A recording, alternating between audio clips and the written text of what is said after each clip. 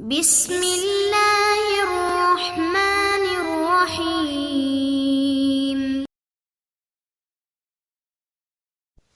السلام علیکم ورحمۃ اللہ وبرکاتہ۔ امید ہے کہ آپ سب ایمان، صحت، عافیت اور برکت کے ساتھ ہوں گے۔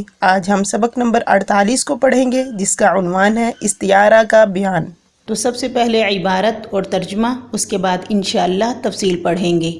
وتنقسم الاستعارة إلى أصلية وهي ما كان فيها المستعار اسما غير مشتق كاستعارة الظلام للظلال والنور للهدى، وإلى تبعية وهي ما كان فيها المستعار فعلا أو حرفا أو اسما مشتقا نحو فلان ركب كتفي غريمه أي لازمه ملازمة شديدة، وقوله تعالى أولئك على هدى من ربهم أي تمكنوا من الحصول على الهداية التامة، ونحو قوله ولئن نطقت بشكر بربك مفسحا فلسان حالي بالشكاية أنطق، ونحو أزقته لباس الموت أي ألبسته إياه۔ وتنقسم الاستعارة إلى مرشحة وهي ما ذكر فيها ملائم المشبه به، نحو أولئك الذين اشتروا الضلالة بالهدى فما ربحت تجارتهم، فالاشتراء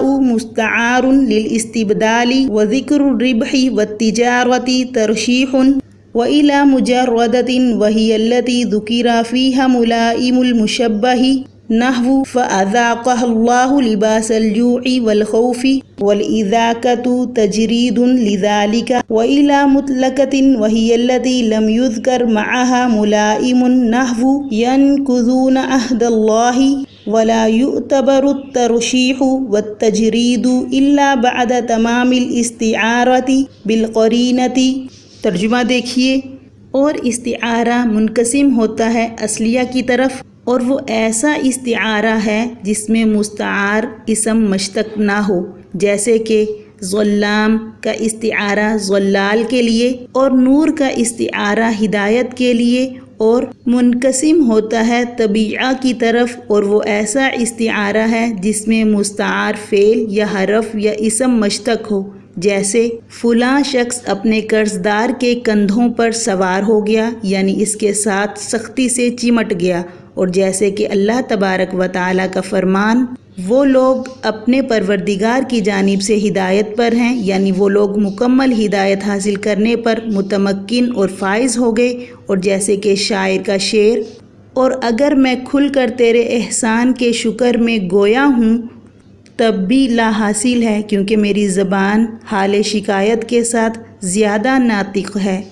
اور جیسے میں نے اس کو موت کا مزہ چکھا دیا، یعنی اس کو وہ چیز پہنا دی۔ اور استعارہ منقسم ہوتا ہے مرشحہ کی طرف، اور وہ ایسا استعارہ ہے جس میں مشبہ بھی مستعار منہ کے مناسب کوئی لفظ ذکر کر دیا جائے، جیسے کہ یہ وہ لوگ ہیں جنہوں نے ہدایت کے بدلے گمراہی لے لی تو ان کی تجارت سود مند نہ ہوئی، تو اشترا خریدنا مستعار ہے استبدال بدلنے سے، اور ربیع اور تجارت کا ذکر ترشیح ہے۔ اور منقسم ہوتا ہے مجردہ کی طرف، اور وہ ایسا استعارہ ہے جس میں مشبہ مستعار لہو کے مناسب کوئی لفظ ذکر کر دیا جائے، جیسے کہ اس پر اللہ تعالیٰ نے ان کو ایک محیط قحط اور خوف کا مزہ چکھایا۔ لباس کا استعارہ کیا گیا ہے اس چیز سے جو انسان کو بھوک اور خوف کے وقت ڈھانپ لیتی ہے، اور اذاقت اس کی تجرید ہے۔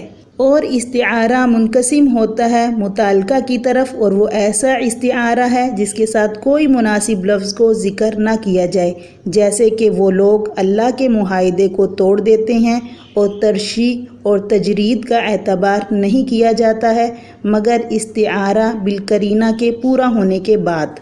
تفصیل دیکھیے۔ وتنقسم الاستعارۃ الی اصلیۃ، تو اس عبارت میں لفظ مستعار کے اعتبار سے استعارہ کی دو قسمیں بیان کی گئی ہیں۔ نمبر 1 استعارہ اصلیہ، نمبر 2 استعارہ طبعیہ۔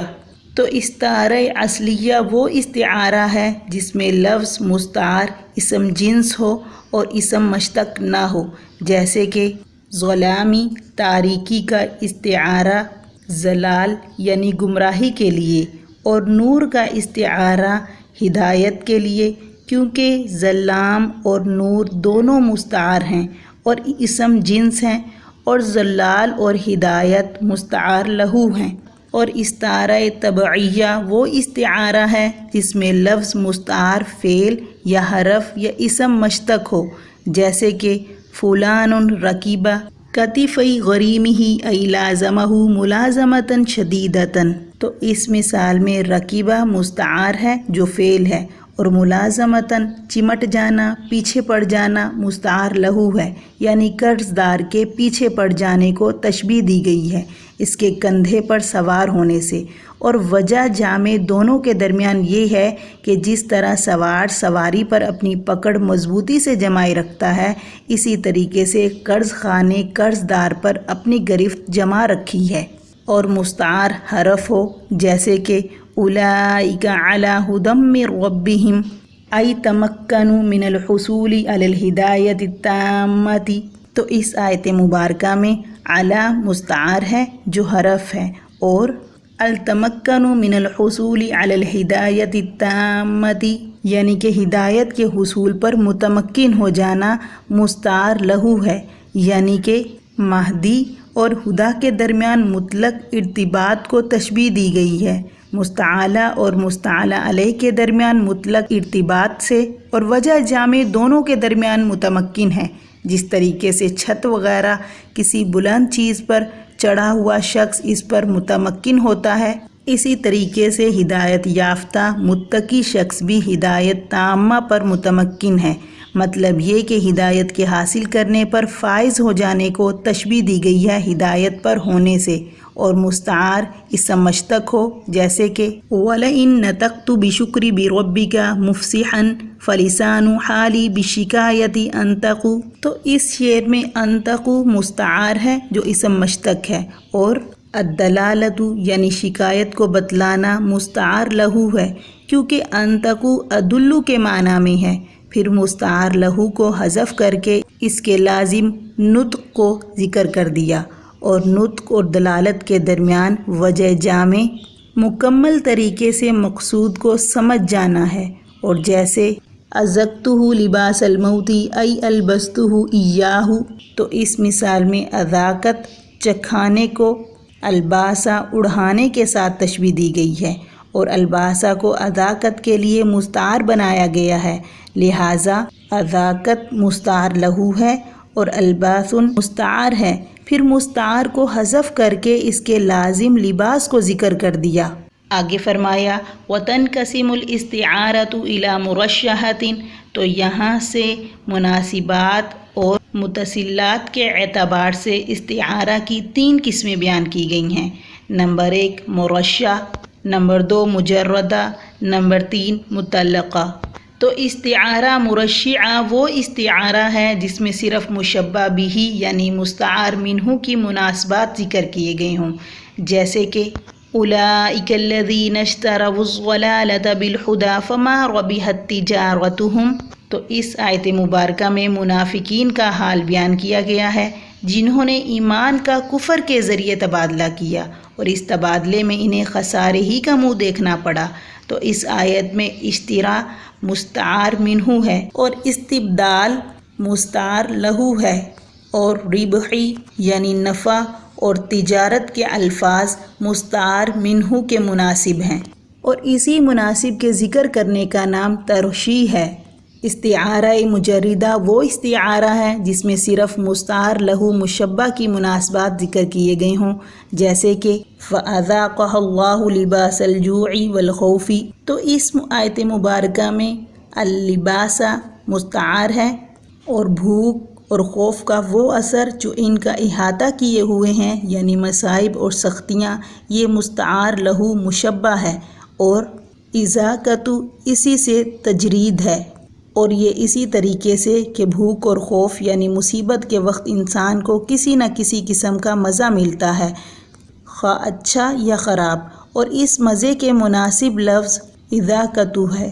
استعارہ متعلقہ وہ استعارہ ہے جس میں مستعار لہو اور مستعار منہو میں سے کسی کے مناسبات ذکر نہ کیے گئے ہوں، جیسے کہ ینقضون عہد اللہ، وہ اللہ کے عہد کو توڑتے ہیں، تو اس آیت میں ابطال عہد کا استعارہ کیا گیا ہے۔ نقض عہد سے یعنی عہد کے توڑنے کو رسی کے دھاگوں کے کھولنے سے تشبیہ دی گئی ہے، مگر نہ تو ابطال عہد کا کوئی مناسب ہے اور نہ ہی نقض مستعار منہ کا۔ ولا یعتبر الترشیح، یہاں سے فرماتے ہیں کہ ترشیح اور تجرید کا اعتبار اسی وقت ہوگا جب کہ استعارہ قرینے کے ذریعے تام ہو چکا ہو۔ سبق سے متعلق کچھ سوالات ہیں، وہ نوٹ فرما لیجئے۔ سوال نمبر 1، مناسبات اور متصلات کے اعتبار سے استعارہ کی کتنی قسمیں ہیں بیان کیجئے۔ سوال نمبر 2، لفظ مستعار کے اعتبار سے استعارہ کی کتنی قسمیں ہیں وضاحت کیجئے۔ سوال نمبر 3، طرفین کے ذکر کے اعتبار سے استعارہ کی کتنی قسمیں ہیں وضاحت کیجئے۔ سوال نمبر 4، استعارہ کی تعریف کیجئے اور مثالوں سے وضاحت کیجئے۔ جزاکم اللہ خیر۔